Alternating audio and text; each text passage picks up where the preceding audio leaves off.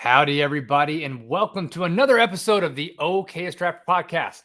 As always, you can go look at our sponsors; they're great, or don't really care. There's codes in the show notes if you want to use them. But I'm very excited for tonight because today's guest is a hunter, a trad bow enthusiast, an outdoorsman, and wouldn't you have guessed it, a trapper. Bear Newcomb, welcome to the show. Yeah, thanks for having me, Zach. Glad to be on. Yeah, I know we've gone back and forth a little bit. I'm glad we were able to connect, and shout out to Matthew from the Bowyer podcast for Yep, making the connection. So, yep, great guy. And by the way, if you haven't listened to his podcast for people on my show, part of the Okayest Hunter Network, go listen to it. It's great. You'll yeah. learn a He's got a lot good more. podcast. Yeah, great podcast. You'll learn a lot more about bow hunting from him than you ever will from me. And Barry, you've been a guest on that podcast too, so go listen to that one. Yep, yep. But this podcast, we talk about trapping mostly, and we kind of go all over the place, but I asked the same question to every guest. So, Bear, out of the gates, reaching back in like the piggy bank of your memory, what's the first time you ever remember being exposed to trapping, whether that's in person or through a book? What's the first Yeah, memory yeah. you have? Some of my earliest memories were actually of trapping with my dad. We used to do a lot of trapping. I remember one time, I remember real clear, he caught a red fox just right around our house. And then I got into trapping. I set some traps whenever I was little, and I set a little snare whenever I was probably 4 or 5 years old, maybe a little older. But I set a snare just right by our house on this fence gap, and caught a fox over there. And so some of my earliest memories in the woods were actually of trapping with my dad, and we'd trap coons, bobcats, coyotes, foxes, you name it. But yeah, my dad he trapped a lot when I was younger, and so I tagged along with him quite a bit. So, with your dad and trapping, what was the pursuit for? Because it varies. Like, was it just hobby trapping just to kind of do it? Was there like actual Yeah. predation you needed to do? Like, were the foxes getting in the hen house sort of situation? Or what was the driver for your dad and then subsequently you to tag along? Yeah. I think it was kind of all of it, because here in Arkansas, our turkey population has been struggling for a long, long time. And a lot of that we can attribute to nest predators. And so I think that is part of the motivation. We also had chickens at the time and still do, and there were predators getting in there. But I also think it was just for a love and passion for the outdoors and just experiencing it in a different way. I think that's kind of how my dad got into it and why he got into it. Just as a hobbyist trapper, I don't think he was selling furs or anything, but just as a unique way to experience the wild. Yeah, I mean, well, you hit a great segue to a future question, which I'm just going to bring up now. Uh-huh. I always say on this podcast, everyone listening is probably about to vomit and they know what I'm going to say, which is there's no better time machine in existence today than trapping. But you said a unique way to connect or experience the outdoors. Yeah. So, what is it about trapping that makes it unique from, say, bow hunting or rifle hunting or, insert any other outdoor hunting recreation? Yeah. I think there's a lot of things to it, really. The first thing that comes to mind, though, is the woodsmanship aspect of it, that you're looking at an animal. Like, take a coyote, for example. Its range is a couple miles maybe, and you're trying to narrow it down to where it's going to put its foot within a 2-inch circle, and it really taps into this woodsmanship, this kind of trying to understand your prey in a very, very deep way that you just wouldn't understand if you were just a deer hunter who occasionally had a coyote run by. Whenever you're actually targeting that animal, you learn it in a totally different way. And that's one thing that I really admire about really good trappers, is their knowledge of what they're after. It's just a super, super detailed, super precise knowledge of the animal they're after. I also think a lot of it probably stems, like, what's so unique about it is it's a very ancient human thing. Like, it's very core to the human's ecological niche inside of the natural world. Like, This is something that we've been doing for a long time. And the like the natural world has kind of evolved around predators and prey, and humans as a predator, what we've done for so long is hunting and gathering, and a lot of that through trapping. And so, a lot of animals have adapted to be able to avoid traps and stuff like that. And so, like, you're constantly playing this game of trying to catch up with that prey as that prey is trying to outcompete the competitor. So it's an ancient thing that just goes further back than we even have record of. And it's so interesting that we can tap into something now as modern humans with iPhones and Mac computers. Like, we're talking on a podcast right now, and you're in Idaho and I'm in Arkansas, but we do the same thing that the people however many thousands of years ago did, and it's still relevant to us today, even though we're not relying on it for living, for food. It's still just as relevant to us today as it was then, but just in a different way. Man, I love that answer. Being someone who did not grow up in a hunting family, like, it took a lot for me when I started hunting and then ultimately trapping to kind of be able to tap into that. Like you said, there's a natural ecological niche that we all have inside of us rather, that I think we can all tap into. And, thankfully we live in a world right now where most people don't have to tap into that, but it's harder when you're not exposed to it. And then you dive in later in life. My kids now, who are 5, 3, 1.5, they're out with me on my trap line. And I see the way they interact and the way they watch me, tracking animals or, setting up traps. They ask interesting questions. They actually have really good perspectives, probably both from the angle they are on the ground, but, good perspectives on, like, naturally understanding where critters are moving and why they're moving in that direction, something that I had to learn as an adult. So I'm curious, like, you're one of those really lucky kids who got to grow up with a parent who was, deep into hunting and trapping. Do you remember as a kid, like, having a pretty natural, inherent understanding of what was going on when you were tagging along with your dad? Or was it just a lot of coaching that you remember from him on the why? Like, here's why we're setting here. Yeah. That's a good question. I would say a lot of it just came from, obviously my dad explaining what he's doing, why we're doing it, letting me, really be a part of that. But I don't think I would have realized that that was something that I was proficient at. Like, whenever it's done, whenever you learn these things in your foundational years, it does seem to you kind of grab onto it a little quicker. Like, a kid who does something whenever they're a kid will learn a lot quicker than an adult who's trying to get into something as an adult. And I think that a lot of times that's kind of, it can be taken for granted, but also just not really. Like, for me, I just didn't, it took me until the last couple of years to realize that the what I do in the natural world and what my dad taught me and just like an understanding of the woods was actually a really unique thing, and that was something that was just kind of taught to me.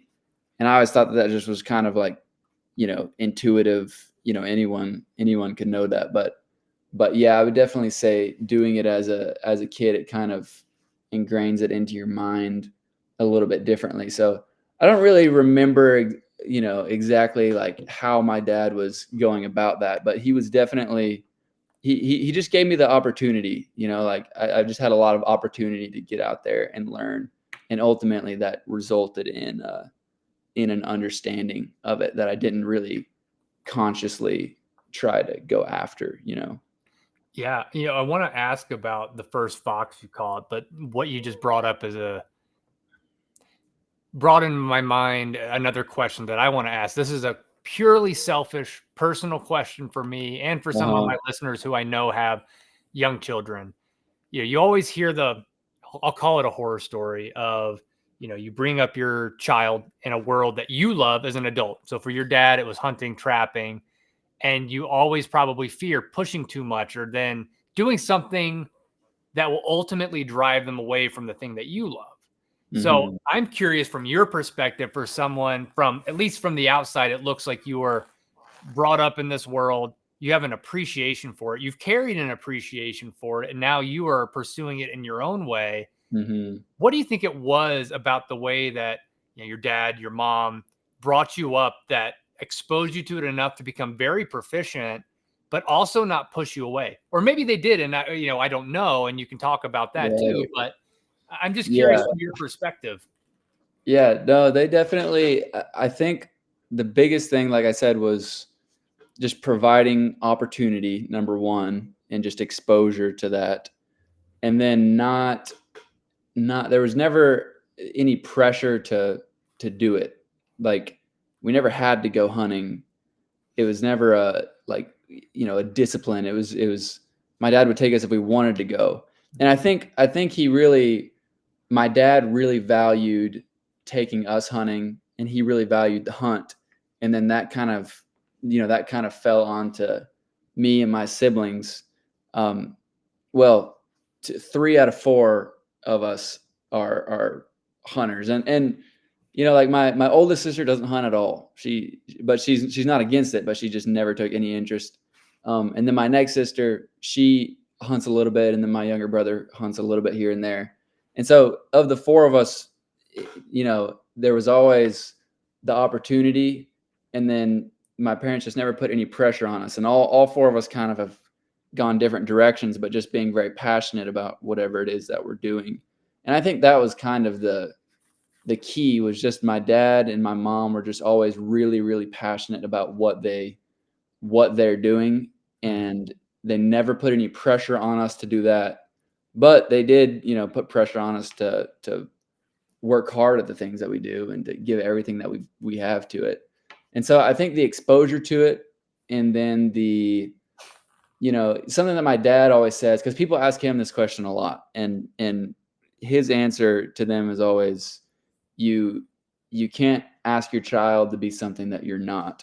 And I think that kind of, as I get older, I start to understand that a little more. Like, if my dad was not, an easy example is, if my dad was not passionate about hunting, then I probably would not be passionate about hunting. And that's simple, but it goes deeper and deeper.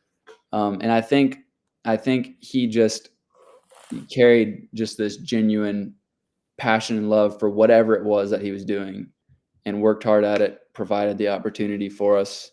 Um, but yeah, that, from my perspective, that's it. But I honestly have no clue. That would be something that my dad would have to answer, to give you the full answer. But that's how it's been from my perspective. Well, I think your perspective, it carries a lot of the weight because, at least as a parent, like I have young kids, but there's effort. I can tell your parents put thought into everything they did, like including their passion to follow their dreams. But I think what you said is probably right. Like, if you didn't feel the pressure, then you didn't feel the pressure, and you were able to build your own love affair with hunting and trapping, and your siblings Yeah, were able to do it to whatever degree they wanted to or not. And I think that's yeah, beautiful. And I think and that's something that I have to figure out how to balance myself with my yeah, kids. yeah. I think I also think the balance is really important. One thing that my dad did for all of my siblings was, for our first deer, he didn't let any of us shoot a buck unless we hunted a lot and didn't get a deer. He wanted us to kind of start out very slow. He didn't make it easy, but he didn't make it extremely difficult. There was just kind of a balance there. And then there was also, like, he kind of set the expectations for us from a early age of what it will be like. He didn't want us to go out there and kill a 140-inch buck the first time we went out there. He wanted us to kind of work for it, build up to it, earn it. That is something he was very intentional about, was that balance. That's amazing. And kind of going back in the time machine again. So, you're 5, 6 years old. You kind of set this snare on this like little fence pass through. Do you remember how long that trap sat out there before you caught that first fox? And then, as a young man, a young boy, do you remember what those first thoughts were when you walked up and, you saw fur between those fence posts or whatever it was that it was Yeah, recording? yeah. It was, I want to say it was just a day or two, but I'd come check it after school with my dad. And, that one, I was so young, the details of it are blurry, but I do remember very clearly putting my dad kind of helped me set the trap. Mhm. And so I wasn't totally responsible for catching the fox, but I set the trap. And then I remember putting this like cotton from a pillow on the other side of it, thinking it would, look like a rabbit hair. And whenever I walked up to it and I saw the fox, my dad was not with me at that point. I was just certain that it was because I put that cotton there that fox got trapped. And but yeah, I remember whenever I walked up to it, he was growling at me, and I'd at that point I'd seen it enough times to know that I wasn't in any danger, and so I looked at it and I ran back to the house and told my dad we got one, and we went over there and got it. But yeah, that's what I remember about that experience, and that was kind of it was a really positive experience, at an early age to kind of see that play out, to kind of see that, okay, you set the trap and you strategize, and then you go check it every day, and to walk up on that live animal, you kind of felt some ownership and some responsibility over it. So yeah, that's what I remember about that. Do you remember the after care that went into it? Like you mentioned your dad wasn't out like selling furs. So were you Yeah. guys just like self tanning? Or what was the Yeah. process afterwards? Were you a part of that, or was that kind of like, okay, you're young enough, great job? No, yeah, we were definitely a part of it. We would skin them, and I think we would flesh them at that time, and then ship them off to a tannery and just kind of have the hide. And my sister, she actually carried around a coyote hide whenever she carried it to school all the time whenever she was little, because she would also go trap my dad, and like we all had hides and stuff in our room, and so we were just kind of after the hide. I think we fleshed it and sent it off to the tannery. Do you still have it today by chance, or is it somewhere lost in the sands of time and boxes and moving and I everything? don't know. I know we have a gray fox in it. It may or may not be that fox, but my dad's still got a bunch of those furs. I know that coyote that my sister carried around is probably smoked. I don't know where it is, but yeah, I'm not sure. I'd have to ask him. I'd have to go look and see if that was the one that we caught, because we caught a handful of gray foxes. Well, if you get the confirmation, you'll have to send me a picture of it if that All is the right. one. I'd love to see it. But Yeah, for sure.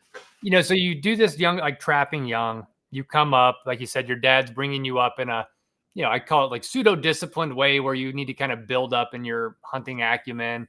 You Hmm. know, did you continue to trap some in your early formative years? Because I mean, at least from the outside in, it looks like you kind of grew into being a hunter, more of big game for quite some time than a Hmm. trapper. Or was it always trapping within that like growth to doing traditional bow hunting of big game? What was that kind of trajectory from 6-year-old boy trapping a fox to now? Yeah. I think my dad kind of got out of it probably whenever I was 8 or 9 years old. He still had all the traps and stuff, and then we got coon dogs, and so that was kind of the next step in that. So we were coon hunting, and we've coon hunted ever since, and we were keeping the hides, fleshing them out. Um, but kind of aside from the coon hunting, after I've one thing that my parents did was we were always outside playing. Like, they designed our house to where our rooms are not very big, and so we wouldn't have much reason to be in our rooms. And my whole life, all I remember is just like playing outside. And I remember vividly making makeshift traps and stuff, and kind of still having that same curiosity, still tapping into that same thing, but just at the level a kid would be able to do with no other infrastructure around it.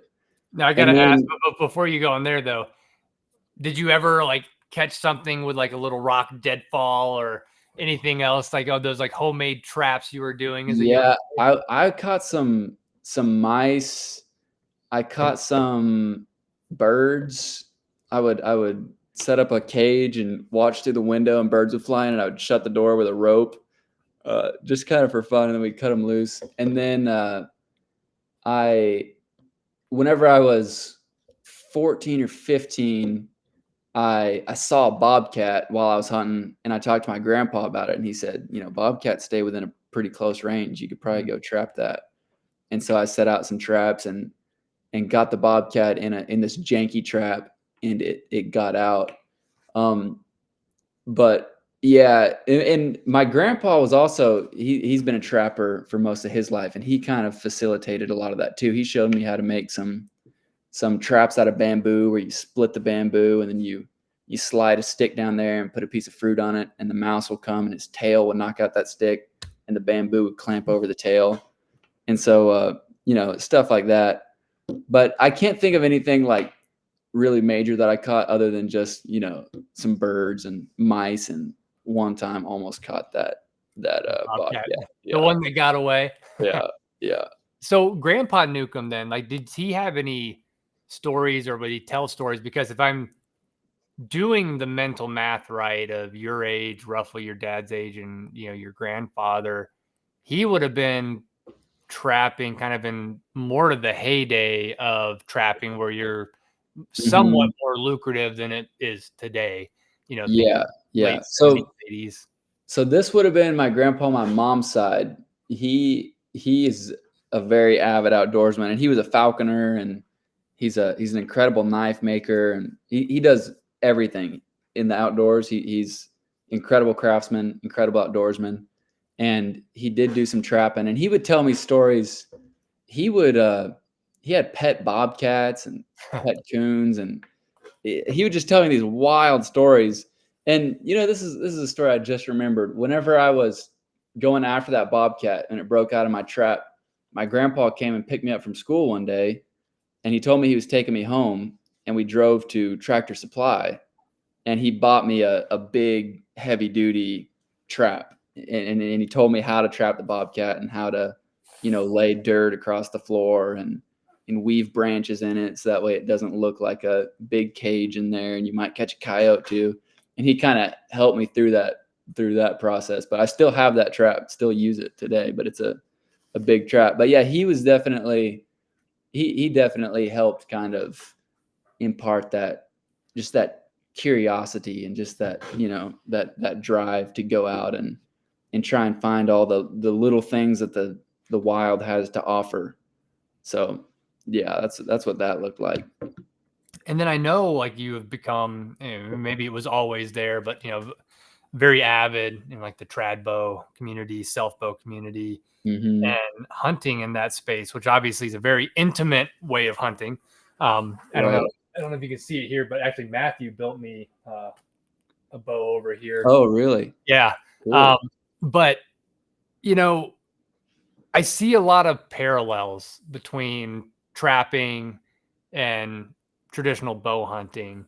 Like, do you also see that? And like, have Yeah. you taken, the things you did pick up from trapping along the way and some of the more recent trapping you've done, rolling it over to how you approach bow hunting? Because I've had a lot of guests on the show and people who are very successful, almost without fail, say, like, if you want to become a better hunter, start trapping. Yeah. And I'm just curious if you have the same sentiment or stories around that. Yeah. Yeah, no doubt. Whenever it comes to hunting with a traditional bow, it's the same concept of that animal has a huge range, and you're trying to get within 12 yards of it. It's the same as trapping, and it just comes down to that understanding of the animal, that woodsmanship, knowing what it's eating at what time of year, how it moves through the terrain, stuff like that. But yeah, there's definitely a lot of parallels, and one thing that I find has really drawn me to the self bow world, but has also kind of resulted in me dabbling in some trapping, is just the idea of that animal is out there making a living in the wild, and whenever you come in there with a self bow, you are utilizing, you have access to all the same things that animal has access to, but you're utilizing your niche as a human to take, the tree, and to take the yucca, and twist a string, and you're utilizing your mind, which is what nature has given you as your weapon, to create a weapon. You're not bringing in an external force. It's staying within that ecosystem. So it's kind of this like ultimate fair chase. And that's the same with trapping.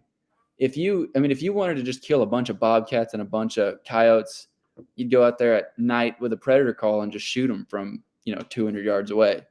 But there's the sport, and there's the just kind of, it's just the sport of it, just to understand that animal, to really give it a chance. And you're trying to outsmart that animal is trying to outsmart you. And it's ultimate fair chase. It's just the way it was meant to be. It feels like sometimes it can swing too far towards technology overpowering the animal's ability to get away, and then the animal has no chance. And trapping is, it's just fundamental human. It's just a fundamental human trait that animals have been avoiding for forever. And so it's a very pure thing to me, the bow hunting and the trapping and things of that nature. Or like falconry is the same way. Hunting with dogs is the same way. Like, you're using something that's within the ecosystem already, and then you're just kind of utilizing your role as a human, which is really important ultimately. Like, if humans were to step out of the landscape, it would cause imbalances all over the place because we've been here for so long. But in the past, what we've done is we've took too much, and it's every hunter's and trapper's responsibility to find where that balance is for them and for their neck of the woods.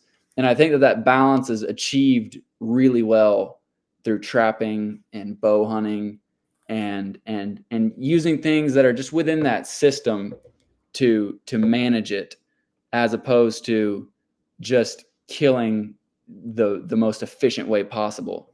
And I think that balance is something that is critical for every hunter and trapper and angler, and whatever it is that you do. It's critical for every person to find where that is for them in their neck of the woods.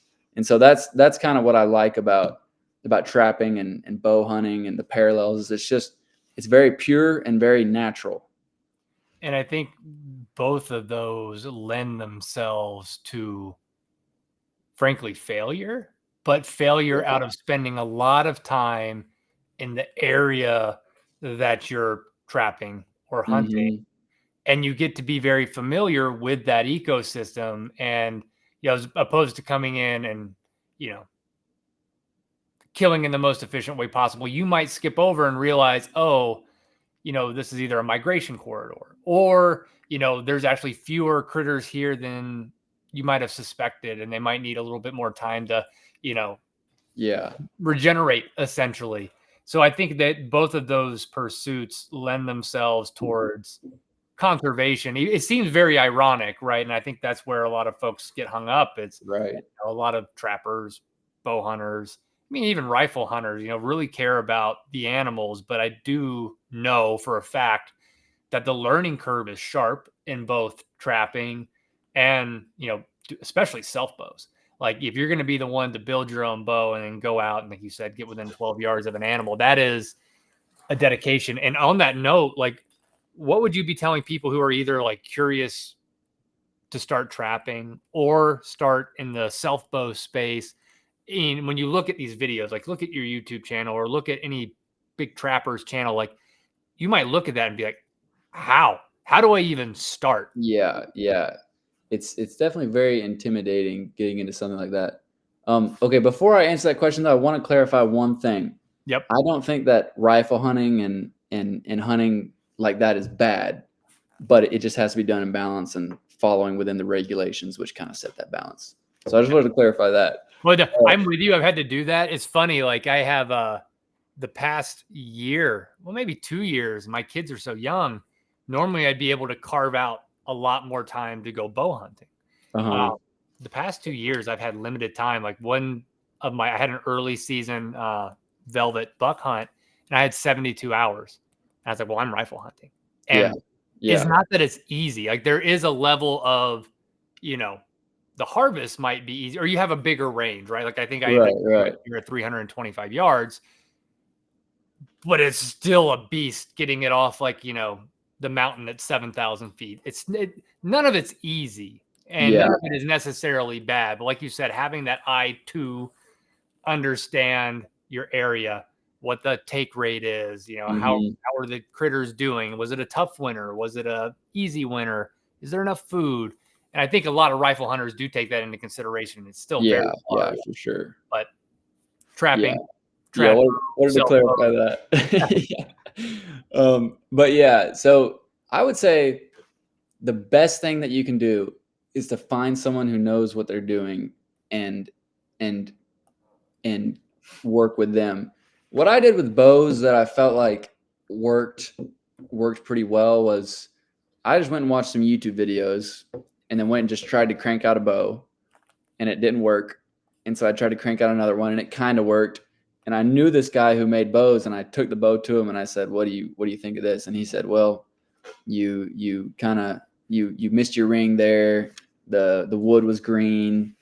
You got a weak spot here. You need to do this on the handle. And he kind of guided me through the process. And then I went and made another one and I brought it back to him and he said, okay, this one's better. Still got a weak spot there. And then so on until eventually I became proficient. And I think it's the same. I think that's a good way to learn anything is to find someone who really knows what they're doing because it is very intimidating. I remember whenever I was watching videos of making bows, I was just like, dang, that is a lot to be thinking about. There is so much science in that bow. It would take me years to do that. But then whenever I found someone who knew what they were doing, it happened really quickly. I just kind of understood it all. And the same with trapping. It's just so beneficial to your growth is just exponentially increased once you find someone who's already been through that stage, and then you can kind of stand on their shoulders and start to kind of take it to whatever level you want to take it to. And so I think that's been a important thing for me is finding people who really know what they're doing. Yeah, I mean, mentors are everything. And like you said, I mean, when I got into trapping at the beginning, I didn't have like a physical mentor. I ended up on an old timer. My first friend was YouTube, right? And I think that's Yeah. where we are very beneficial in this day and age. Like that learning curve can be beat down pretty far just by our digital mentors that we have, Yeah. yourself, other people. Yeah. People can get a pretty good leg up if they're willing to sit and learn and watch and be willing to fail, because you can only Yeah. watch so much before you either start to crank out a bow by yourself or you go set a trap and then realize, oh, these critters have really good noses and maybe I shouldn't be, manhandling my Right. trap before I set it out, things like that. Right. Yeah. Yeah, exactly. So, you're an adult, you've gotten into bows. What's kind of been your most recent foray into trapping in the past few years? Yeah. Well, last year is whenever I really put some energy into it, bought some traps, some foothold traps, dog proof, some snares. Um, and then kind of I started setting some on a chicken farm around the house and then went and set some on some public near me. And I would catch some coons and whatnot. And then but I was trying to catch a coyote because I knew that I'd never caught a coyote on my own at that point. And I knew they were tough to catch and were real smart. And so I spent a lot of time setting traps, driving really far to go check them, trying to catch a coyote, couldn't do it. And then I went on a deer hunt in southeast Oklahoma. And I was like, I'm gonna go ahead and bring my traps over there. And I found this persimmon tree and it was covered with coyote scat and hog sign in there. And I put a camera on it one night and just to see if deer were coming to it. And I saw coyotes and I was like, sweet, this is where I'm gonna go set my traps. And so I went in there and I set 4 dirt hole traps and set them all under those persimmon trees. And I put up that camera and came back the next day and there was a coyote in it. And I was real, it was the most precise that I'd been at that point, just with like my scent and with the, with sifting the dirt and everything. It was definitely the most, I was more detail oriented than I had been in the past, because I was just like, this is a great chance to catch coyote. And that's what worked. And so that's been kind of my most recent trapping experience. But I would consider myself an opportunistic trapper. Whenever I see a good opportunity, I'm going to jump on it. Like whenever I see some beavers in a pond, I'm going to go try and trap them, and that's kind of what happened with those coyotes. And if I'm out in the woods and I see a spot that's just covered in coyote tracks or bobcat tracks and getting them on camera, that's whenever I really like to trap. And so I'm kind of, because I do a lot of things, like bow hunting and all sorts of hunting across the country, fishing, whatnot. And so I found that in order to hit in order to maximize what the natural world has to offer, some things like trapping, you can get, somewhat proficient at pretty quick. Like I find a lot of the skills that I've learned, you can get to like 70% of your capacity in the first year. And then after that, it would take you 10 years to get the next 20%, And so that's kind of where I'm at with trapping, is I'm slowly chipping away now at that 20, just as I come across opportunities. But that's what I like about it, is it's just this, it's very accessible. If you've got some land, there's critters everywhere, and you can just go out and set some traps and try and fail, and if you fail, it's not that big a deal, like some things, if you fail, it can be fairly consequential, but trapping is one of those things that is not. So yeah, I like that too. And it's well, you already hit, getting to that 70%, because you're setting on sign. That's like the number one rule in trapping: set on sign. So like if you get to do it opportunistically, I think that's great. And I wish more people would take that approach. I think there's a lot of, at least I see it in the industry of, you either got to be a duck hunter, you got to be a big game hunter, right. bow hunter, rifle hunter, or you're a trapper. And if you're not putting up 300 furs a season, then you're not really a trapper. I don't subscribe to that. I mean, maybe that's just my own prejudice because I don't have the time to trap like I could a couple years ago. Mm-hmm. But, I don't think this is the case. I think you can get a lot out of every discipline. Like you said, I agree with your kind of bell curve approach of like, if you dedicate yourself, you can probably get to be pretty proficient at a lot of these things, maybe up to 60, 70%. And then to be really good, like you said, it might be 5-10 years of real dedicated practice to chip away at the rest. But I think people should have that approach. Like, try it all. Like if you're already out hunting and you see good sign and, you can trap in that area, what a great opportunity to try something else and get more intimate with that area. Yeah. Yeah. And there's just, there's just so much opportunity in the natural world, and you've just kind of got to maximize it. I think for a lot of people, like for some people, picking one thing and mastering it is really good for them. Like that's just, some people are just that way. For me, it's never been quite like that. I like to do a lot of things, but maybe get really good at a few things. And so, I mean, if you're wanting to get into it, you just got to analyze what type of person you are, what type of energy can you put into this, and just kind of figure it out from there. I mean, the best thing you can do is just try it. Like you said, is just get out and try it. And it may hook you and you might be into it for life and really want to master it. You might want to become an opportunistic trapper, or you might want to never touch a trap again. But it's just to try things. There's a lot of value in that.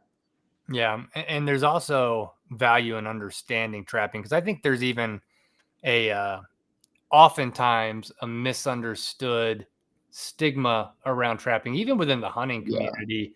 So I'd be curious from your perspective what you think the most misunderstood aspect of trapping is, like modern trapping.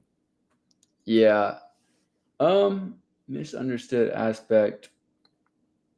That's a tough one. I think in general, trapping is inside of the hunting world. I would have a hard time saying exactly what it is, but inside of like just the world, I think trapping is extremely misunderstood as this like very cruel way that kind of satisfying this bloodlust that people have to trap animals. And I think a lot of people don't realize the motivation behind it is not to just kill animals. Like as trappers, we're not going out there to try and eradicate a population. We're going out there to manage a population and to take what the population can give, but not take too much. And so I think trapping is very misunderstood, and it's kind of one of those things that's on the lowest. It's one of the lowest rings on the ladder. It's the easiest to attack because I mean, truthfully, like trapping can be a lot more. It's not quite as elegant as like dropping an animal with a rifle and that animal doesn't even know it's been hit. Like, Mhm. the animal is getting caught in a trap and it might be in it for a while. So that's the aspect of it that I think people are really trying to attack. But I mean, once you really get into it, you realize that there's a lot of protocols and regulations that are preventing the animals from just bearing this, horrible suffering. I mean, in the end, you are trying to kill the animal, so it will experience some suffering, and that's just part of the natural cycle. Um, but it's so important for habitat management and for those the critters that you're trapping. One thing about any sort of hunting, fishing, trapping is if there's culture, if there's cultural value behind the animal and there's economic value behind the animal, then it will be protected. If there's no cultural value behind the animal, then it's going to be there will be no one to protect it. And trappers are providing an incredible amount of cultural value behind a coyote, for example. Like a hunter doesn't care about a coyote. I mean, your average hunter doesn't care about a coyote in the same way that a trapper would care about a coyote. And that's giving it cultural value, which ultimately is resulting in a group of people who are willing to protect it. It's also giving it economic value because hunters or trappers are buying the trapping permits and everything and buying traps, and the taxes from those traps goes to the Pittman-Robertson Act. And so it's a really critical thing for the animals that you're trapping. And it's so counterintuitive. That's what people don't understand about trapping or hunting or anything like that, is that it's so counterintuitive to love the animal and want to preserve it, but to be killing it. And it is not understood at a glance. It's actually really complex to fully grasp why we're doing it, because you've got to understand the ethical side of it, the political side of it, the economic side of it. There's so many sides of it that you have to balance in a modern world, and it's just not understood at a glance. But whenever you really get into it, you start to understand that there's a culture and there's people around it, that the motivation is very pure, much more pure than just trying to preserve the animal. It's a real interaction and a partnership with that animal.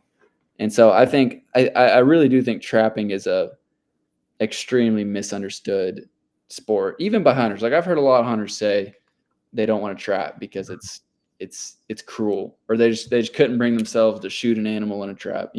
And I get that. It's part of it that is not. It's not the part that we do it for. We don't glorify that, but it is a part that's necessary. So yeah, there's a lot. That's a pretty loaded question once you really get into it. But well, I like the way you actually laid it out, though, as far as it's multi-dimensional, right? Like there's so many sides of it. Like at a glance, it's very easy to write off. It's the low part of the totem pole. It's the easiest to attack, which is why I think, as trappers, whether you're an opportunistic trapper, a market trapper, like we have to be eloquent in how we describe these things of being real with what we do, like the reality you already mentioned, and the benefits of it on all these different planes. It's like playing 5D chess to some degree. yeah. And we have to be able to bring it up, which actually brings me to kind of my next question for you, which is, part of that is showing things in the media. Like, what is trapping really? So I'm curious for you, like just the media side of all of this around hunting and trapping. You have your YouTube channel. Like, do you find it hard to motivate yourself to film, or is it pretty natural? Like, how do you feel as you're going through this journey of doing exactly what you said, showing this multi-dimensional aspect of, self bows, trapping, all the different things that you're doing, and showing it from like the cultural perspective, the ecological perspective? Is it easy? Is it natural? Yeah, that's definitely like one of my top priorities inside of making content is just to be genuine and authentic and not trying to fabricate things or trying to set things up in a way that would, glorify myself. And I think that whenever you're doing something genuinely, it has a way of just translating through the camera.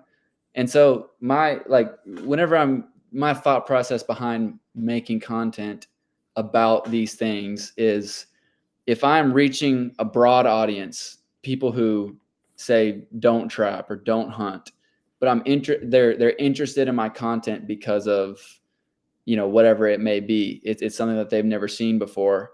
Whenever they watch my content, I'm showing them this very genuine, real thing without always, preaching to them about it. I'm just showing them what I'm doing, and not trying to create any sort of particular narrative, and then letting people decide for themselves what they think is right or not. And because I really do, back to the point we were talking about earlier, I think that these things are hunting and trapping. They're very misunderstood, and from a glance, from a distance, you could easily look at it and just mark it off as cruel, and these people are terrible trying to satisfy this bloodlust. And if I can show people through my content that is in fact not the case, that to me is where we can actually start making a change to that. Because there's such a clash in cultures right now. Like there's like the urban culture is very much so clashing with the rural culture, which is, in a big way, that is hunting and trapping. And so that has to, I think in order for that to change and to be addressed, I think content is a modern tool for that really needs to be utilized. And if we're not utilizing it, then we're just going to disappear off the face of the earth whenever the people who are utilizing it come at it and attack us. So I think it's a very important tool that we need to use, and there's a lot of responsibility behind it in portraying the hunting and trapping communities the way that they truly are, and not being a bad representation of that. And that goes for anyone, who's even just posting pictures on social media. It's important to really just show a genuine, be very genuine. And I think so it really starts internally. Like, you've got to align what's genuine.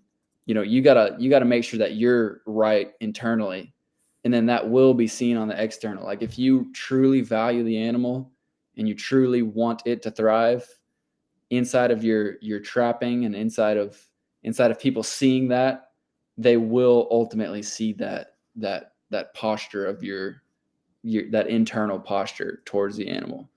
And so inside of content, I find that to be very important. It starts first internally, making sure that everything is lined up and in place. And it's a constant, it's not like one day you're just like, okay, I'm going to line everything up today and then you're good to go. I think just as humans, we're just constantly trying to discover what that looks like for us. And it's something new every day. And so, yeah, I think just being genuine and utilizing it as a tool, not to glorify myself or to glorify anything really, just to show what I'm doing and just try and show the pure, authentic pursuit behind it. Well, you are mature beyond your years from a battling of the ego. I think many people, it's a lifelong, well, you said it's a lifelong battle. I mean, I'm Yeah. sure it ebbs and flows, but I think like you said, if the intent is there, you know why you're doing it. I do think it does translate well, at least, from what I've seen from your family, like it does translate well through film, through podcasts, everything else. When the intent is clear, your conscience is clear, and you're doing it to show people a different way of life. That's the way that I look at it. It's and if it's something that you love, whether that be trapping, bows, outdoor recreation writ large, like it does translate well. Yeah. And we're not asking for everybody to become hunters and trappers. We're just asking that they let us do our job and let us fulfill our responsibility, because ultimately we're fulfilling a responsibility to the land, but it's constantly getting impeded by these external factors that have nothing to do with the actual reality of what's going on the landscape. And so it's it's we're not trying to shove our opinion down anyone's throat.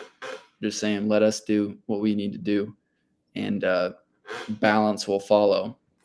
Yep, I agree. So it's hard to believe, as always, for me, but we're coming up on close to an hour here. So we'll do like our little lightning round at the end and wrap up here. But I always have to ask, I mean, you've had a lifetime in the woods, from being a little boy to now, trapping, hunting, horseback riding, anything. Can you remember or recall what is the wildest experience you've ever had in the woods?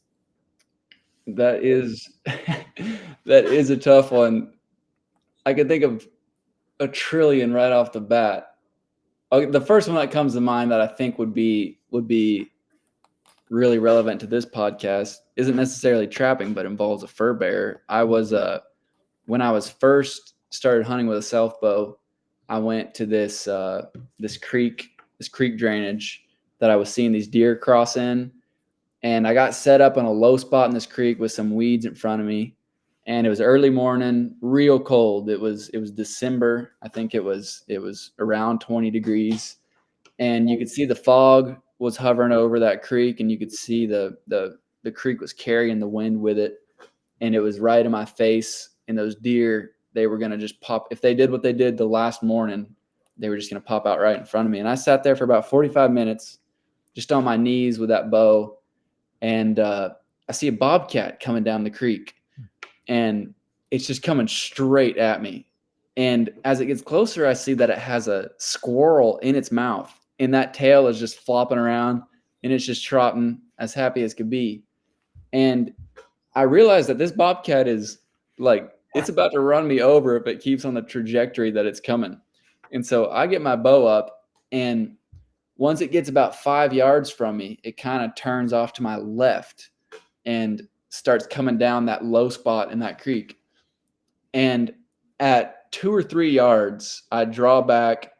Whenever it was behind the weeds, I draw back, and then I shoot, and I miss the bobcat at 2 or 3 yards. I skipped off of its back.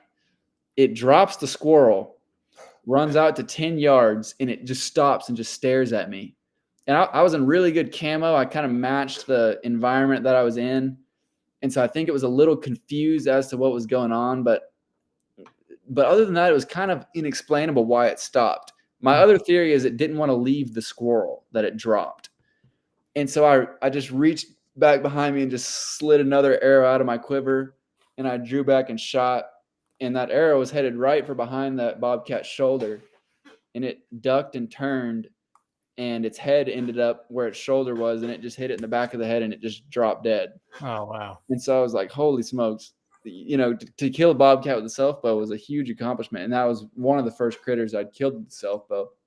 So I grabbed the squirrel, I grabbed the bobcat, I set him up right next to me, and I keep hunting because, it's the morning is young, and I've got one more good arrow, which was a mistake. And the arrow was not well tuned. The broadhead was dull. Like, I had no clue what I was doing. Well, not 7 minutes later, I looked at the timestamps.